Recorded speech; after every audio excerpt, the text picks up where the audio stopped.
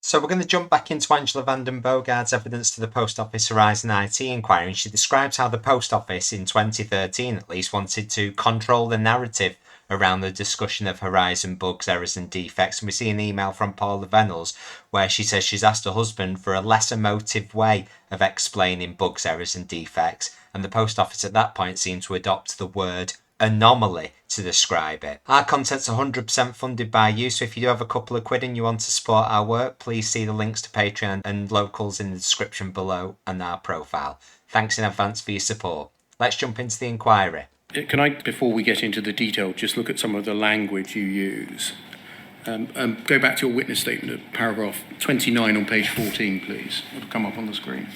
The top paragraph, which is paragraph 29, and the word before memory on the previous page is from. You say, from memory, Second Sight were putting together their report, and the legal team said that they had been made aware of a couple of anomalies which they needed to disclose. This is the first I'd heard of any bug, so it was a surprise, which is what you've just told us there. Yeah. And then looking down the page, at paragraph 30, about 3 or 4 lines from the bottom, we scroll a little further, 5 lines in fact. As mentioned in the paragraph above, it was only when the Post Office disclosed to Second Sight that there were 2 anomalies within Horizon in 2013 that there was any suggestion that the system was not foolproof, but even then a rational explanation was provided by IT experts. And that should have been the default from the start, because no system is foolproof, no system is bug-free. Humans code systems just like Horizon, and humans make mistakes. That's the premise that should always be started off with. You refer in this statement in a number of places, as we've seen here, to anomalies. Mm-hmm. Did you choose that word because you wanted to characterize bugs, errors and defects in Horizon as something which is odd, peculiar or strange, i.e. the definition of the word anomaly? No, it was simply that was the word used at the time. So when I think it was Simon Baker was involved and brought that to my attention, and I say the legal team, I think it was Andy Parsons and Rod Williams, that was the conversation. It was just the word that was used at the time. Do you remember a diktat that the word anomalies should be used? Sorry, I missed that question. Yeah. Do you remember a diktat, an instruction, a suggestion that the word anomaly should be used? No. Over and above bugs, errors and defects? No. Can we look, please, at poll 00380985?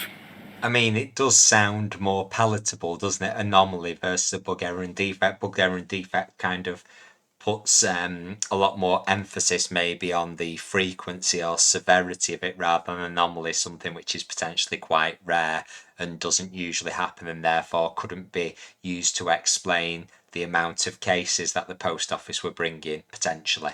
We can see this is an email from Paula Vennells to you at about this time, July 2013. We can see you're on the distribution list there, in which he says, my engineer computer literate husband sent the following reply to the question, what's a non-emotive word for computer bugs, glitches, defects that happen as a matter of course? Answer, exception or anomaly. You can also say conditional exception or anomaly, which only manifests itself under unforeseen circumstances. Do you remember this? I hadn't remembered this, but I have seen this. I think it was brought up yesterday or in the course of this phase. So I did remember it at that point.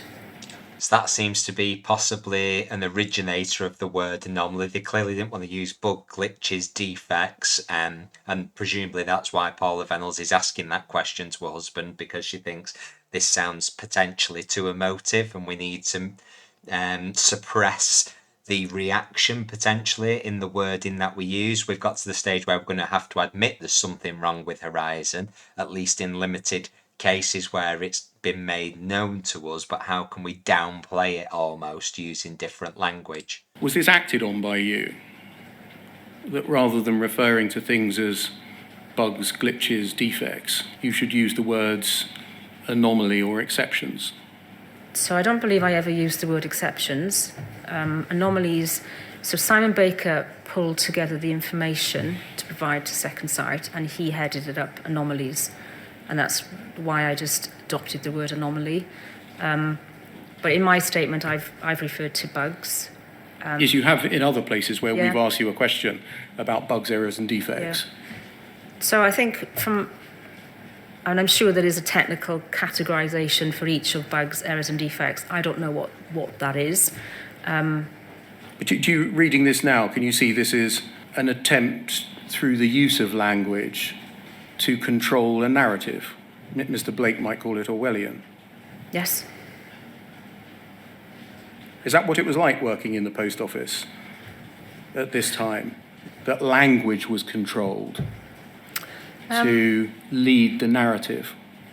We certainly had, in all my time at Post Office and Royal Mail prior to that, then we always had agreed messaging. So, in terms of consistency of messages and words that we would use.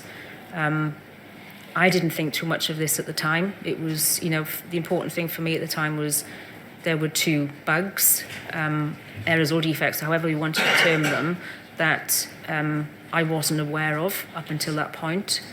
They were explained to me as, every system has these things. It's how you deal with it. It's important, and we just moved on from there. But I think that's pretty much what I said in January, didn't I? I mean, all systems will have bugs. It's how you respond to it, and that's the human response, and that's really what's under scrutiny for a large part of the inquiry and the post office scandal as a whole. It didn't strike me as something really unusual at that point. What didn't strike you as unusual? In terms that we were a preferred use of language? Yeah, so the agreed language that we wanted to use there, and if it's come from Paula's note, was anomaly. And that's what Simon had put. So when he shared that information, they were headed up anomaly. Looking at it now, can you see what perhaps sits behind this? Yes. What do you think sits behind it? As you said, it's about controlling the narrative. It's about using a consistent... I don't think it actually worked here, because... That's a different issue. Yeah, because we, as I've defaulted straight to bug, but it was... I agree, it was an attempt to control the narrative in terms of what we were saying. And that could have indeed made things worse, because by this point it's getting clear that there's problems with the Horizon system, and almost attempting to downplay something which is becoming more obvious and more evidence is growing is likely to raise more suspicion than just saying actually there's a couple of bugs that we've found, which would be an accurate description of it. And whether Angela van der Bogerd was happy to use the word bug clearly at this point, given that email, Paula Vennells wasn't willing to use it or didn't feel like she would like to use it in lieu of something which maybe downplayed the situation with Horizon more. And what do you think the intended effect was to use language of exception or anomaly rather than bug or glitch or defect? Well, I think from Paula's note, she says a non-emotional. Is that what I think she said there? But a non-emotive word. I didn't think too much of it at the time. I mean, do you think it's about emotion? Well, I don't think it's about emotion. It's trying to suggest something materially different, isn't it? An exception or anomaly carries with it the implication that it's odd, that it's strange, that it's peculiar.